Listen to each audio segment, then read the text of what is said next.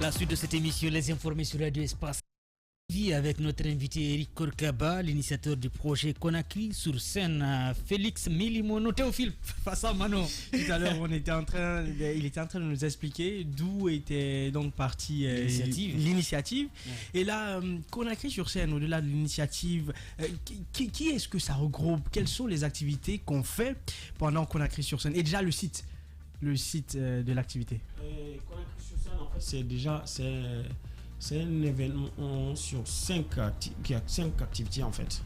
Il y a 5 activités, il y a une phase, il y a une partie, il y a une première partie qui est le forum. Le forum où on essaye c'est un grand forum où on invite les Guinéens qui brillent, ceux qui sont dans les activités financières, ceux qui ont des bons plans pour la diaspora pour investir ici en Guinée, acheter de l'immobilier, les banques qui ont des produits financiers à proposer à la diaspora, parce qu'ils ont un certain pouvoir d'achat quand même. Et puis les Guinéens qui brillent, et puis les modèles de réussite, quoi, en fait. Les modèles de réussite, les invités pour influencer. Parce qu'il y en a un grand problème dans ce pays, c'est parce que ceux qui sont vus comme des références, ils ne sont pas vraiment des références. Ils se sont enrichis avec l'argent, le bien public. Mais il y a certains qui sont des vrais self-made men, qui sont partis de rien, qui ont vendu, qui peuvent aujourd'hui influencer pas mal de gens, quoi, en fait. Et donc c'est ces gens-là qui sont tapis dans l'ombre, qui ont besoin de visibilité. Et moi je profite de l'occasion de Conakry sur scène pour leur donner cette visibilité gratuitement et puis faciliter aussi la mise en relation entre les différentes couches du pays. Donc il y a cette première journée et puis qui est couronnée par une soirée très très chic, glamour, qui est unique quand même à Paris, et où on parcourt la Seine dans un bateau, et dans un bateau croisière. Certains sont à Paris, ils sont longtemps, là, ils n'ont jamais pris le bateau parce qu'ils n'ont pas le temps.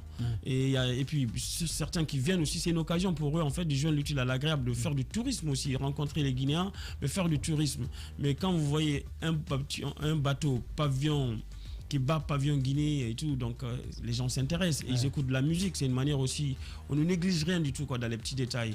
Ensuite, le lendemain, on organise un grand tournoi de foot et avec des activités des enfants, des familles et tout ça, qui opposent les différentes équipes guinéennes et des différentes villes ou des différents pays.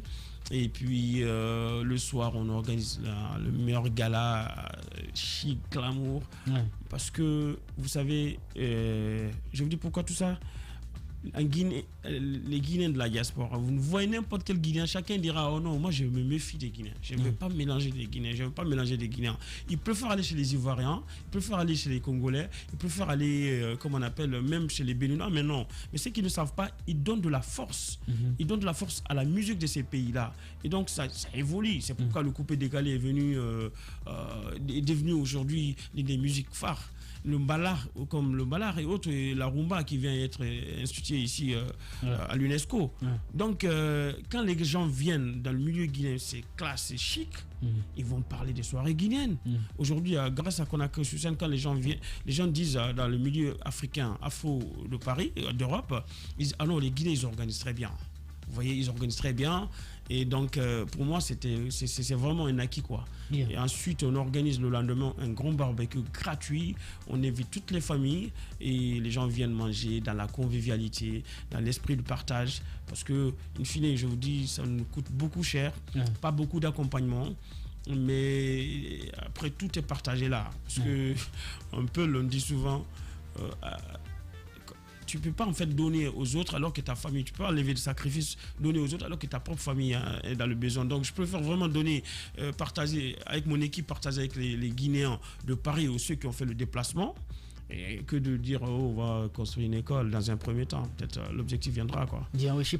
En termes de bilan, déjà il faut vous féliciter parce que ça fait 5 années, c'est bien déjà la constance. Des fois on commence des initiatives mais ça ne continue pas. Donc bravo déjà pour la constance. En termes de bilan, quel est le bilan que vous faites des 5 années d'existence de Conakry sur scène et qu'est-ce qu'il y a eu l'année dernière comme tentative de déstabilisation de la 5e édition? Si vous pouvez nous en parler un peu. Donc en fait, 6 éditions. 6 éditions. Et bon, un bilan très simple que les gens peuvent peut-être ne pas le voir. J'ai croisé, la 6e édition là, j'ai croisé un couple qui venait en fait, qui m'appelle Eric, s'il te plaît, viens, je te présente ma femme, mon enfant. J'ai dit, tu sais, et tu tu connais un peu notre histoire. J'ai dit non, c'est grâce à Conakry-sur-Seine qu'on s'est rencontrés, ma femme et moi. Aujourd'hui, nous avons fondé un foyer et tout. J'ai rencontré la femme de ma vie et tout ça. Bon, c'est pas une agence matrimoniale Conakry-sur-Seine, mais c'est juste pour vous prouver que c'est des choses, des petits détails qu'on néglige, mais ça permet au moins de mettre les gens en contact. Et comme on appelle un des bilans que j'appelle bilan positif, vous remarquerez la plupart qui sont aujourd'hui nommés sont déjà passés par Conakry-sur-Seine. Ça a été une sorte de vitrine pour eux en fait. Il y a des Guinéens qui n'étaient pas connus et tout par certaines autorités, mais ils sont passés. Moi j'ai mis la lumière sur eux et ils sont nommés. Et donc aujourd'hui, ça paraît, si tu veux être nommé, il faut que tu passes à Conakry-sur-Seine. Je le dis pas, mais c'est des gens qui disent, et ça se remarque aujourd'hui. Ils sont reconnaissants. Ils sont reconnaissants. Et puis, honnêtement, nous arrivons à nous imposer dans ce microcosme culturel, en tout cas dans tout cet écosystème culturel et économique de la diaspora en France. Et donc aujourd'hui la Guinée fait partie du dispositif du Conseil présidentiel pour l'Afrique. Donc j'ai même été invité par le président Macron pour en discuter sur des sujets de ce type. Et donc on devient acteur majeur et beaucoup veulent faire comme Conakry-sur-Seine. Yaoundé-sur-Seine, Abidjan-sur-Seine, Dakar-sur-Seine. Donc en fait on est des précurseurs. Et au-delà de tout ça, c'est que nous avons réussi à créer un rendez-vous. Rendez-vous. Aujourd'hui, les gens se déplacent partout. C'est nuité, ces problèmes de comment on appelle, de Covid et autres, et puis des élections aussi. On allait faire vraiment beaucoup de monde, quoi. La deuxième question, vous l'avez dit à l'entame ici, vous avez parlé de tentative de sabotage l'édition dernière. Qu'est-ce qui s'est passé concrètement? Honnêtement, je vous assure sur l'honneur, il y a aujourd'hui un des cadres qui est nommé aujourd'hui par le CNRD, que j'étais avec lui. Il a fait de déplacement. Vous voulez parler de Youssouf Boundou? Non, je parle pas de Youssouf Boundou. Qui s'est déplacé du Canada pour ce Il y en a beaucoup qui ont fait le déplacement. Ils ont fait le déplacement, j'ai vu quelqu'un l'écrire, l'envoyer un message, dire que si tu viens à Conakry-sur-Seine, tu es considéré comme opposant. J'ai vu des gens qui sont venus, qui ne voulaient pas s'afficher en fait. Qui ne voulaient pas prendre des images. Qui ne voulaient pas prendre des images. J'ai vu... et j'ai eu toutes sortes de tentatives, quoi. Je voyais, en fait, c'est comme... Mais j'ai jamais compris cette animosité parce que ce que je fais, j'ai beau avoir mon choix, mais je n'ai jamais eu la prétention de décider de ce qui va venir ou quoi à mon événement parce que ça parle jamais... En fait, ça parle pas de politique là-bas. Ça parle jamais de politique et j'ai toujours évité. Et j'ai vu Alicenne Makanera me traiter de vendu, de ceci ou cela qui fait, c'est pas moi, qui dépend qui fait. Alors pour rappel, j'avais invité le ministre Papa Koli Kourma, il s'était fait accompagner par Makanera. Et Makanera a voulu prendre le micro pour parler de politique, pour faire vanter les mérites de la cellule dans le dialogue, parce que souvent on me taxe par défaut d'être soutien de ce dernier. Et j'ai retiré le métro, la régie, je l'ai dit non, pas de politique ici. Franchement, si tu voulais parler de... À l'époque, il était avec les Cellou. Oui, il était avec les Cellou. Et bon, et l'autre, comment on appelle, j'ai pas invité Papa Koli Kourma parce qu'il était politicien, mais parce que c'est un agriculteur, c'était mon voisin quand j'étais petit. Donc je savais qu'il était dans l'agriculture et qu'il développait beaucoup de choses. Et pour moi, j'essaie toujours de prendre le meilleur côté des gens et tout.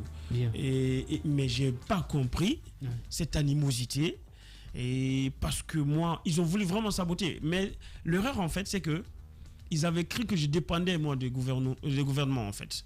Comme j'ai des amis, je connais beaucoup de gens, je connais Baïdi Haribo, Moustapha Naïté et beaucoup d'autres gens, même l'ancien protocole Mamadi Senkou et le ministre Kassouri. Je le connais bien, on a fait des missions ensemble au nom de la Guinée, pour la Guinée, parce que aussi, il faut le noter, je suis le représentant de Guinée News en France.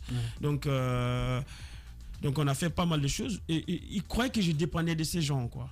Donc, on verra comment ça va faire. Et franchement, je me suis dit, s'ils pensent que je dépends des gens, l'occasion elle est belle. Et franchement, c'était le pied, quoi. Bien. C'est vrai que l'année dernière, on vous a vu avec l'ancien ministre Khalifa Gassama Diaby qui a animé une conférence, un panel. Au-delà de l'aspect culturel, les spectacles, le football, il y avait des conférences l'année dernière. C'était une particularité avec des experts, des Guinéens qui animaient ces conférences, ces panels, ces forums. On a même vu Gassama Diaby. Il était en Guinée, il est parti en France, ou bien c'était une coïncidence, ou bien il avait été invité comme Papa Koli à un moment donné? En fait, vous savez, la France, c'est quand même une plaque tournante. Et je précise, c'était pas la première fois parce que le patron de Adafo Media, en l'occurrence Lamine Guérassi, a été là aussi. Il a été invité en tant que vraiment modèle de réussite pour un Guinéen de la diaspora qui a osé rentrer, sortir de sa zone de confort. Donc, pour ce qui est de Gassama Djabi, c'est en fait, si j'ai un mentor ou si j'ai une personne à qui je voue vraiment un grand respect, et souvent on me dit qu'on a les mêmes façons de voir les choses, c'est vraiment Gassama, quoi. Donc c'est un grand frère, c'est un cousin à plaisanterie, c'est quelqu'un à qui je me reconnais, donc je l'ai fait appel.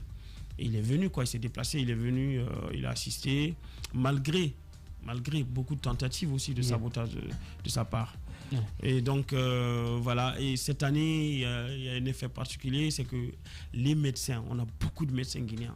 Qui sont en France, pas qu'en France. Beaucoup de médecins guinéens sont venus. Je cite Tolo, je cite Dr Kamara Diaka et plein d'autres médecins guinéens qui sont venus, qui font la fierté en fait de la médecine française en France. Mais la Guinée n'en profite pas, n'en tire pas profit. On les écoute même pas. On les écoute même pas quand on voit des problèmes ici aujourd'hui. Alors que nous sommes face à la révolution numérique, ils peuvent nous... Ils ne sont même pas obligés d'être là, Ils peuvent accompagner, former des gens à travers du contenu numérique. Moi, pour moi, c'était l'occasion était belle de les inviter, faire parler d'eux, et surtout qu'ils ont tenu quand même. Ils ont été courageux, résilients face à la Covid-19 qu'on avait traversée, Bien, oui, Amadou Sou. Vous avez employé un jeu de mots qui est Conakry sur la Seine. Nous ne sachons pas la Seine si c'est un long fleuve tranquille. Ces 2 dernières années avec la Covid, comment est-ce que ça se passe pour vous là-bas? En fait, en 2019, c'était la 5e édition. En 2020, c'était pas envisageable, franchement. Et moi, 2021, j'en avais marre. Je dis, on l'a organisé. Quand même, Conakry sur Seine est la seule activité de la diaspora à être organisée. Donc voilà. Ça regroupe environ combien de personnes par édition? C'est plusieurs milliers de personnes. Et plusieurs milliers de personnes. Et les gens sont vraiment dans l'engouement. Ils dépensent beaucoup. Et on se partage entre nous. On fait la fête. On part de la Guinée. Et c'est beau en fait. Vous voyez, quand vous retrouvez dans un stade, ça chante l'hymne national. Et c'est l'émotion qui dégage, c'est un plaisir sur le pied, Vous vous retrouvez comme si vous étiez à Conakry. Oui, rapidement, Félix. Voilà, moi je veux parler des perspectives. L'événement aujourd'hui est à sa 6e édition. Je pense que vous avez besoin de grandir, de vous surpasser. Alors, Conakry sur Seine, à quoi ça pourrait ressembler dans les années à venir? Justement, vous l'avez évoqué au début, on part de Conakry sur Seine qui est le long fleuve qui traverse Paris. On va sensiblement ou avantageusement remplacer Seine par la Seine. Et là, et du coup, beaucoup m'ont dit que les Guinéens de Londres, du Canada, des États-Unis, partout, ils veulent que nous amenions le même concept dans leur pays, Et donc, on va le faire.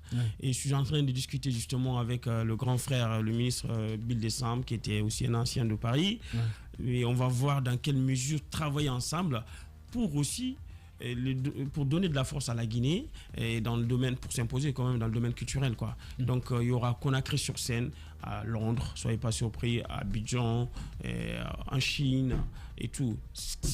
À travers la volonté, moi je ramènerai l'expertise avec mon équipe, BEMS, que je remercie, que je salue par ailleurs, et les autres, Amadou Ouri et Racine Diallo et tout ça. Donc on amènera l'expertise et puis on leur dira comment est-ce qu'il faut collecter des fonds, comment mettre des choses en place pour ne pas dépendre des autorités, parce que et pouvoir le faire bien. Eric Korkaba, initiateur du projet Conakry sur Seine sur Radio Espace, je les informés. Théophile Fassamano. Vous m'avez tendu la perche par rapport à vos collaborateurs. Comment ça se passe avec les autres frères de la diaspora, vos liens, vos relations avec eux par rapport à cette organisation, et aussi par rapport à la France, là-bas? Est-ce que c'est facile? Est-ce qu'on vous ouvre les portes? Est-ce qu'il faut bousculer avant d'organiser? Honnêtement, franchement, je ne vais pas vous mentir. Nous avons essayé... Moi, j'ai essayé de comprendre quelque chose, parce que je suis ingénieur de formation, chef de projet. Donc, j'essaie d'être efficient que comment on appelle, d'efficace.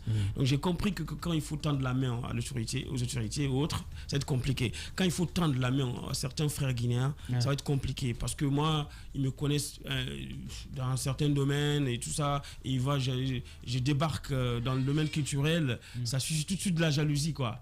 Mais sauf qu'en fait, j'essaie de monter la barre très haut.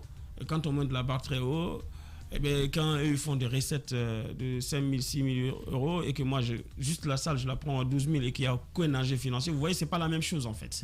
C'est pas du tout la même chose. Et surtout que j'essaie de faire en fait, c'est vraiment du participatif. Tout de suite, je vous raconte une anecdote. Il y a un monsieur qui prend, après Conakry-sur-Seine, c'était un des organisateurs là-bas qui faisait les meilleurs shows. Et puis il n'était pas content parce que décidément on ne l'a pas bien accueilli. Et il fait une vidéo sur Facebook, on tapait dessus, je l'ai appelé, j'ai dit écoute, mais viens travailler avec nous. On n'est pas du tout payé, c'est gratuit, tu viens, je te mets en avant. Très simple. Pas eu de réponse et puis mais au moins le conflit s'est terminé. Mais j'ai jamais été par exemple à l'ambassade, j'ai contacté une fois l'ambassade pour qu'il m'accompagne, c'est fini, j'ai dit c'est pas grave. Il est ambassadeur, je suis guinéen, chacun fait pour son pays, quoi. Voilà. Chiplo. Oui, déjà parlant de cette collaboration, il existe aussi d'autres événements en Europe. Les 48 heures pour la Guinée, le PANAF de AMLO et tout, et effectivement à Bruxelles. Et quelle est cette véritable collaboration-là? Qu'est-ce que vous faites pour fédérer? Pourquoi ne pas faire ensemble de plus grand événement qui va regrouper vraiment les Guinéens de toute l'Europe, pourquoi pas? Mais pas seulement vous, où chacun fait de son côté. Vous vous réunissez. On a vu par exemple la nuit du Mali, c'était un gros événement. Pourquoi pas la nuit de la Guinée, par exemple? Il y avait eu ce projet, mais ça n'a pas marché jusqu'à présent. Honnêtement, pour vous dire quelque chose, c'est ceux qui lisent un peu mes sorties sur les sites. J'avais dit l'un des objectifs de la Guinée, de Conakry-sur-Seine, c'est d'amener la Guinée à Bercy. Et comme je l'ai dit, c'est participatif. Donc, AMLO, qui est une très bonne amie à moi, et puis tous les organisateurs, on se connaît en fait. On se connaît parce que j'ai été membre de l'Association des jeunes Guinéens de France, j'ai été membre fondateur de Miss Guinée-France et je suis un ancien du mouvement Rap Coulé ici, donc j'ai organisé des kermesses, j'ai une certaine petite expérience, même si on le fait en groupe. Moi, je leur ai dit, écoutez les gars, on s'associe, on va ensemble, on organise quelque chose, on fait à l'initiative des Sénégalais, parce que je vous dis, quand Youssou N'Dour fait Bercy, qu'est-ce qu'il fait? C'est l'État sénégalais qui les accompagne, il paye 50% des billets. Ouais, vraiment. Et le reste, c'est les Africains, et notamment les Sénégalais qui viennent. Mais ça porte quoi? Quand vous remplissez Bercy, toute la presse s'intéresse. Et donc les majors de production s'intéressent à vous. Et ils viennent vers vous tout de suite et vous signez. C'est pourquoi les Sénégalais signent. C'est le pays qui est vu en fait. En fait, c'est ça, c'est le narratif. Quand je vois Youssou N'Dour sur Bercy, sincèrement, c'est une fierté du Sénégal. Non, mais voilà. Mais après, je vous dis l'histoire de la Guinée au Zénith. Moi j'avais Bercy, moi je vise grand en fait, je vise grand moi.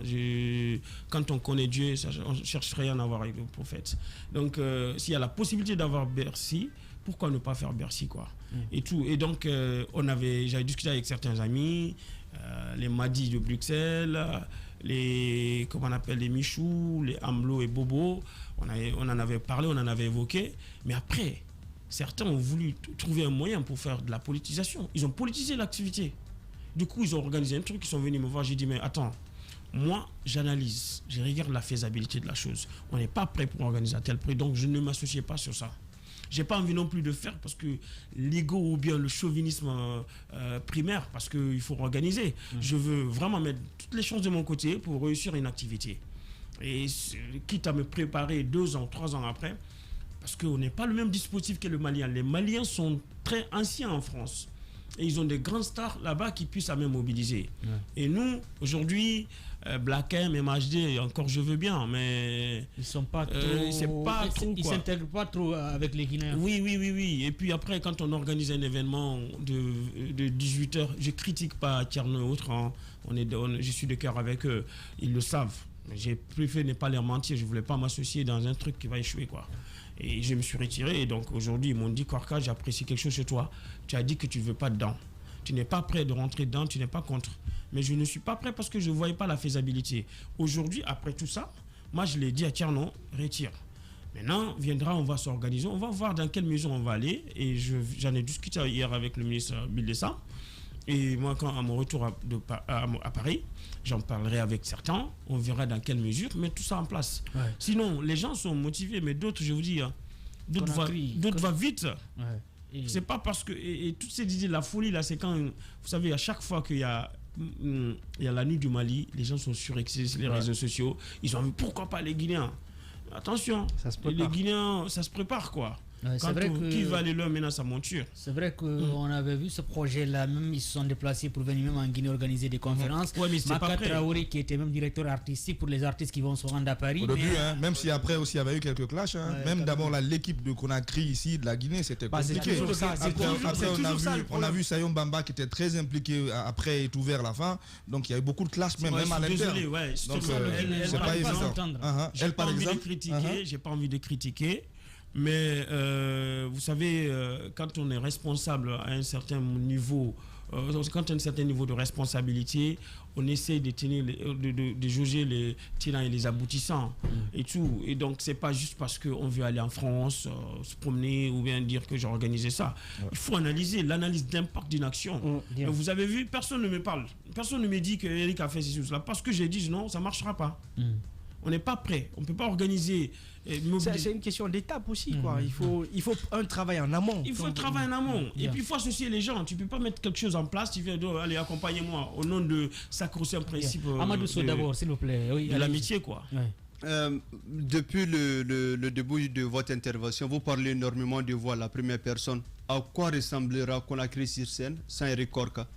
Je ne parle pas de moi à la première personne, mais je suis l'invité ici quand même. Il faut souffrir que l'initiateur aussi. J'explique et tout. Je suis l'initiateur de l'événement, mais je cite aussi mon équipe. Et donc, nous sommes une équipe. Nous sommes une équipe de Guinéens très cosmopolites et très bien, qui sont... J'ai essayé, donc, je l'ai dit, je cite mon nom aussi, le jeu. Mais nous avons travaillé ensemble d'arrache-pied, de mettre en place, de réunir des gens franchement qui ne souffrent d'aucune ambiguïté, qui représentent ici la Guinée dans sa belle diversité, mais qui sont efficaces, c'est des bosseurs. À quoi ça va ressembler sans vous? À quoi ça? Ça marche déjà, honnêtement. D'accord. J'ai été initiateur, membre fondateur de Miss Guinée France, qui est un grand événement guinéen, avec des amis. Aujourd'hui, ça marche. Les gens me voient là-bas à l'événement, ils ne savent même pas que je suis membre fondateur. Pourtant, on était 4 à créer. Vous voyez ce que je veux dire? C'est ça. Moi, j'essaie d'avoir une vision long-termiste des choses, quitte à que les gens... Après, il faut être... Quand on est leader sur une chose, il faut l'assumer, quoi. Bien. Dernière question, Théophile Fassa.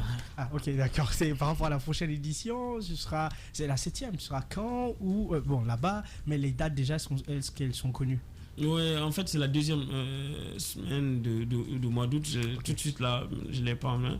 Mais ça va être là. Et pourquoi pas, venez les gars, on va assister à Conakry. Tchernomadiou, peut-être qu'il pourra trouver sa femme comme l'autre couple. Ouais, c'est... Ou Alphonse Marin. Qui ça, vous cherchez quelqu'un? Tchernomadiou. Ah ouais, franchement. En plus, Tchernomadiou, il a beaucoup de cousins et cousines qui viennent à Conakry-sur-Seine. Parce que les gens de Dongoltouma, ils adorent, ils sont... Paris, c'est pour eux. Péta-sur-Seine. Non. Ça, c'est vraiment la Guinée qui va être transportée parce que Madi Kissidougou, Yekedou, c'est un bazar. Alors, je vous raconte une anecdote. J'avais eu un conflit avec quelqu'un et tout ça dans l'ordre de l'organisation. En tout cas, certains haters. Pour me taper d'ici, il a dit Fouta sur scène. Ça, c'était marrant, quoi. Fouta sur scène, c'est vrai. Fouta sur scène, donc du coup, c'est pas qu'on a créé sur scène. Mais voilà, donc ce sont des choses qui manquent pas, mais ça rentre dans le cadre de l'organisation. Et l'essentiel, c'est qu'on tire profit. Il n'y a jamais eu de bagarre. Il n'y a jamais eu de problème. Et les gens sont respectés quand ils viennent. Il n'y a pas de parrain, marin. Tout le monde est traité au même pied d'égalité. Tout le monde est logé dans la même enseigne. Sauf que c'est comme un avion. Tu payes pour première classe, tu es en première classe. Quoi. Tu payes business, tu es en business. Tu payes premium, tu es en premium. Bien.